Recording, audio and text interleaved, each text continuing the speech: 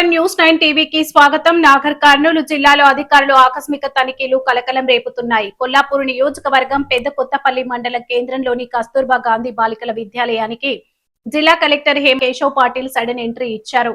ముందస్తు సమాచారం లేకుండా కలెక్టర్ ఆకస్మికంగా రంగంలోకి దిగడంతో అక్కడి సిబ్బంది ఒక్కసారిగా కంగు తిన్నారు.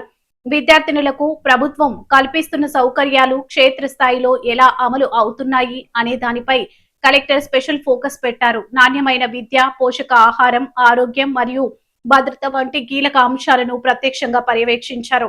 తరగతి గదులు, హాస్టల్, డైనింగ్ హాల్, వంటగది, తాగునీటి వసతితో పాటు మరుగుదొడ్ల పరిశుభ్రతను సైతం కలెక్టర్ క్షుణ్ణంగా పరిశీలించారు. విద్యార్థినుల భవిష్యత్తు, ఆరోగ్య పరిరక్షణ విషయంలో ఏమాత్రం రాజీ పడేదే లేదని స్పష్టం చేసిన కలెక్టర్ బాధ్యతగా వ్యవహరించాలని కేజీబీవీ ఉపాధ్యాయులకు స్ట్రాంగ్ ఇన్స్ట్రక్షన్ పాస్ చేశారు. ఈ సర్ప్రైజ్ విజిట్ లో కలెక్టర్ తో పాటు జిల్లా అటవీ శాఖ అధికారి రేవంత్ చంద్ర, కొల్లాపూర్ ఆర్డీఓ బాన్సీలాల్, తహసీల్దార్ శ్రీనివాసులు, గ్రామ సర్పంచ్ రేణుక నాగరాజు తదితరులు పాల్గొన్నారు. మరిన్ని అప్డేట్స్ కోసం చూస్తూనే ఉండండి న్యూస్ 9 టీవీ.